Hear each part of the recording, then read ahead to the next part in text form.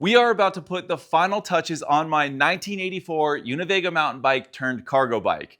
Now, if you're wondering what the heck I'm talking about, don't stress it at all because we have a full 3-part build series taking this bike from a rusted, forgotten mountain bike all the way into a full functioning, super fun to ride cargo bike. I'm going to link that down in the episode description below so you can check it out.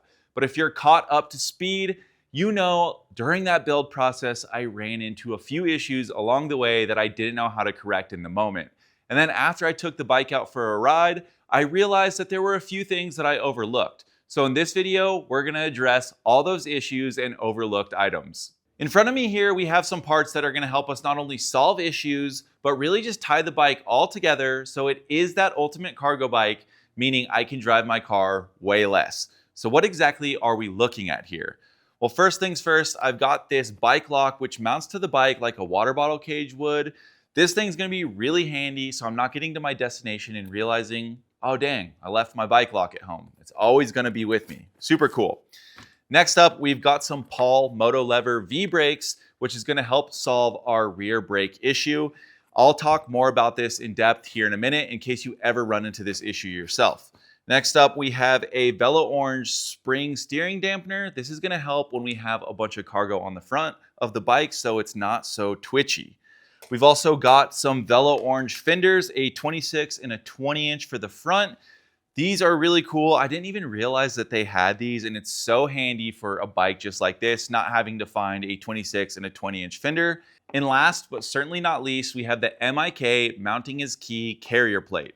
This system is gonna be absolutely integral to making this bike exactly what I wanted it to be. We'll talk more about this while we install it, but I'm really stoked to have found this. Some of you guys actually mentioned it in the comments of the last video, so you guys know what's good. This is so cool, and it was exactly what I was looking for, so I can take baskets on and off the bike. So with all that being said, let's get to work on installing all of these parts so we can make this bike even better.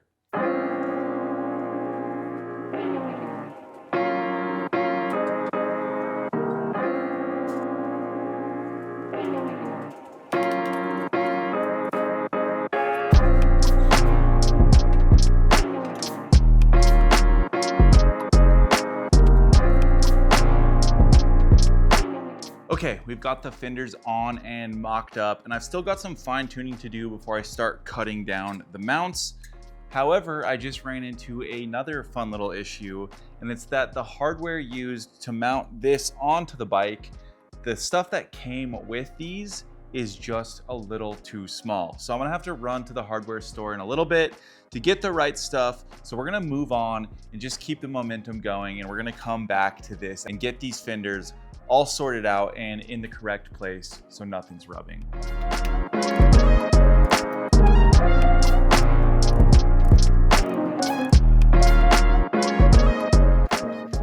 Let's face it, you've probably seen the news about how some AI platforms are saving everything you type. Your questions, your ideas, even sensitive stuff. In fact, Sam Altman said that ChatGPT will get to know you over your life. Personally, I don't like the concept of handing over my thoughts or ideas to a company that might sell or share them. That's why I've been using today's video sponsor, Venice.ai. It's private, open source, and runs right in your browser, so your conversations stay yours, encrypted and stored only on your device. No spying, no censorship. For example, when I first started planning this cargo build, I asked Venice for a few creative solutions for carrying cargo and gear on this bike.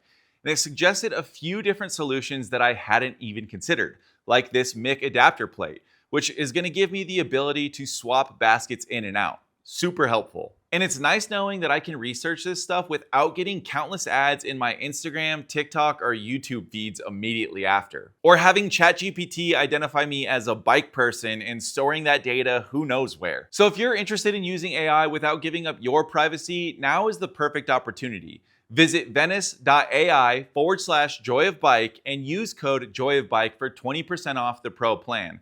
I'll put all that information down below in the episode description as well. And I just want to give Venice a huge thank you for protecting my privacy and for sponsoring this video. Now let's get back to work. Now, before we install this new Paul Moto Lever V-brake setup, I want to talk about exactly why we went this expensive route. And the reason for that is we cannot use a traditional V-brake on this bike. And it's something that I did not expect. So as I got the bike all torn apart, I tore the stock cantilever brakes off and I went to put on the new V-brakes. I realized that the mounting holes for the springs, which give the arms tension, they were flipped 180 from where they traditionally are. So that way, if I put the V-brake on, they would essentially be reverse sprung. So what I did was I tried to take the springs out of the V-brakes that I had purchased and flip them around, and I ended up just breaking the V-brakes. So I realized I couldn't use a traditional V-brake that was sprung from the frame. Thankfully, Paul thought about that, and they created these moto-lever V-brakes that are sprung from the arms themselves, kind of like a BMX U-brake. So let's go ahead and get these installed and solve our braking issue once and for all.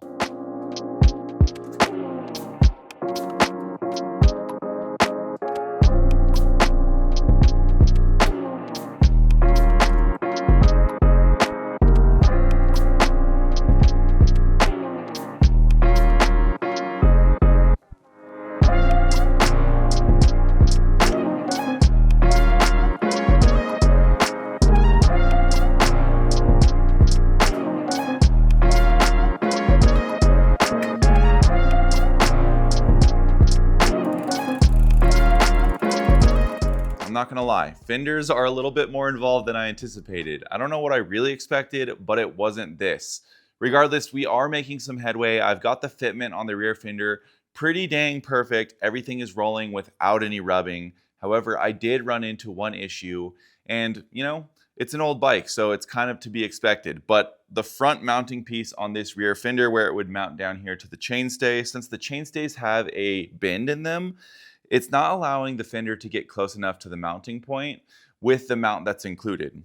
However, when I ran to the hardware store a few minutes ago to pick up the hardware for the mounting points on the rear of the rack, I did pick up this flat stock aluminum. So I'm going to make my own mount that goes from where I have the kickstand mounted to the front of the fender here. And I think that should solve our problem and eliminate any rattles down the road.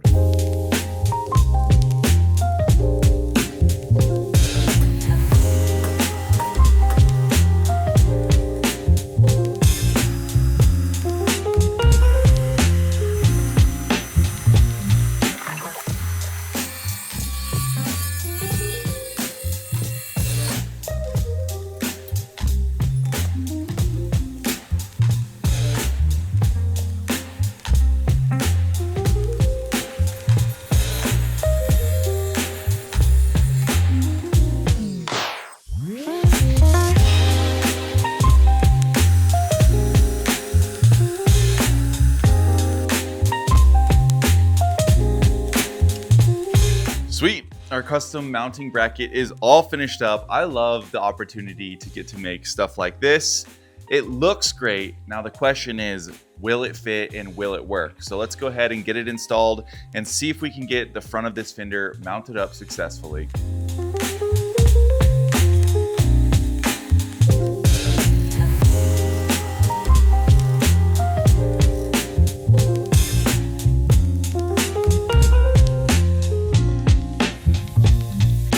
Our custom mounting bracket is a success and I am beyond stoked. It's just what the doctor ordered. It worked out first try, which, I'll take it where I can get it because that usually doesn't happen for me. But the fender isn't rubbing and it's not rattling, so we are stoked.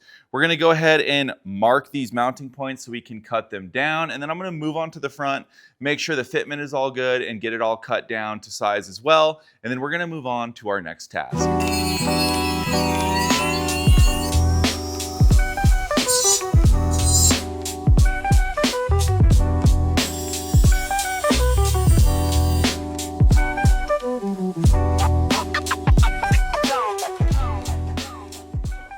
Okay, fenders are a go, and I couldn't be any more stoked with the final product, although there were some hurdles along the way, including having to make that custom mounting bracket.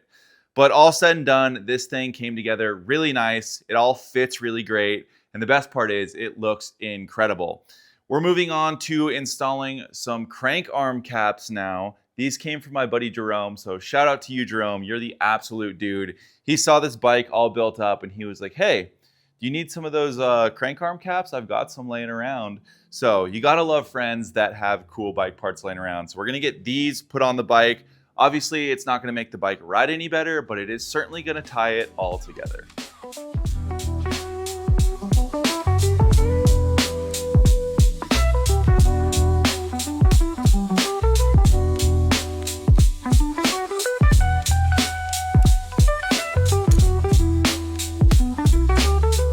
Now, obviously, one of the main goals with a bike like this is simplicity. And that's exactly why I really enjoy this bike lock, because it will always be on here and I'll never have to forget it.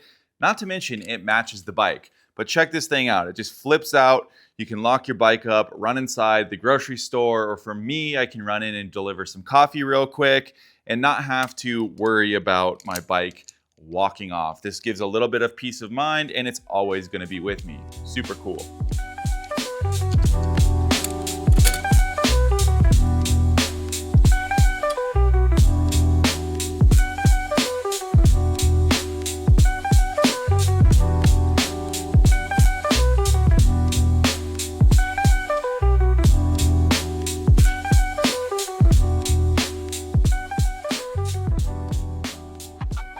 We're making really great progress on this bike and it's almost finished.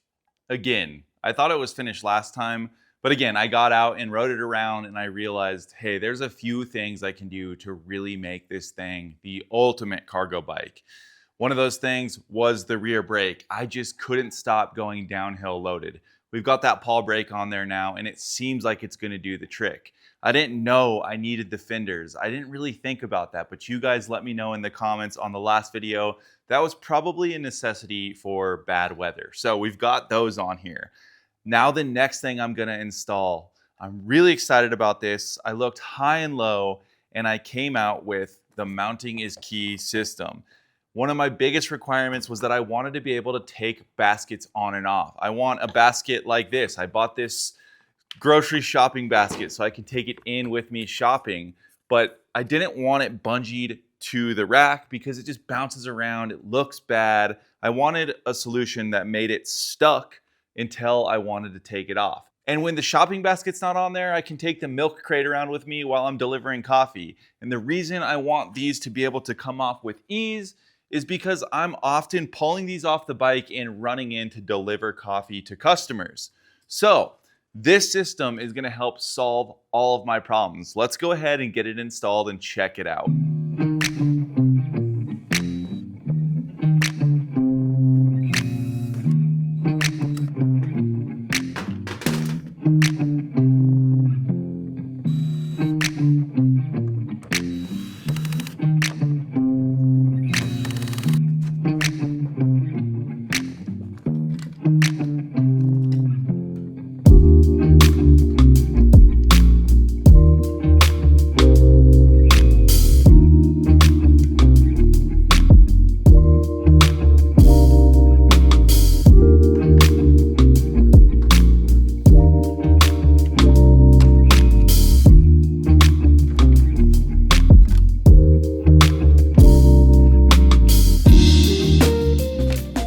This mounting system may be one of the most cool things I've ever installed on a bike. It's simple, it looks good, and it gets the job done. I've got the receiver mounted up to the fork, and I've got the adapter plate mounted up to the baskets. And what's really cool is you can click these baskets on, and then to take them off, you just use this simple little key. So somebody can't just run by and grab your basket. I don't know why somebody would do that, but this makes it so simple. And once they're locked in, they are so sturdy. So no more having to worry about bungee cords or any other sort of way to fasten baskets to the bike. And then they end up just bouncing around and making a bunch of noise. For me, any sort of rattle or noise on the bike, it's just alarming and I don't like it. So this solution really solves a problem for me. And as I mentioned earlier, this solution is something that I looked high and low for. In fact, I spent a bunch of time and energy coming up with some different renderings and ideas to maybe 3D print. And then I switched gears and started looking at miter saw T-track that I was going to bolt up to the fork and to the bottom of these baskets so I could slide things in and out. And those just didn't seem like the solutions. But when this came to me, I knew it was it. So if you're looking for something like this, I truly think this is probably some of the best stuff on the market. I'm going to go ahead and link it down below. This video is not sponsored by Mounting is Key, but I think this stuff is really, really cool. So go check it out. Now that we've got the mounting solution installed on the bike, it's time to get it cleaned up. Over the last few weeks, I've ridden this bike a lot and done so many Traction Coffee deliveries on this bike. It's pretty dirty. So let's get it shined up so we can get it back outside and show you what this thing looks like in the sunshine. And let me tell you, it's beautiful. If it's not coming through inside, I think you're gonna really get a good idea for how well this bike shines when we get outside. Let's get to it.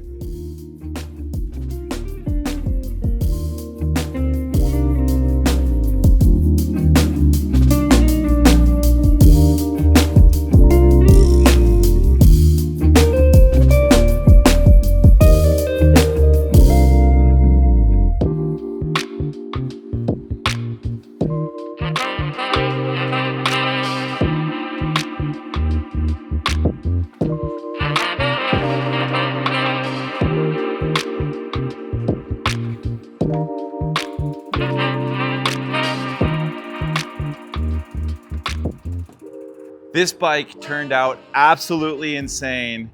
I am so stoked to get out and continue delivering coffee on it, riding around, picking up groceries, taking it to the farmer's market, all of the above.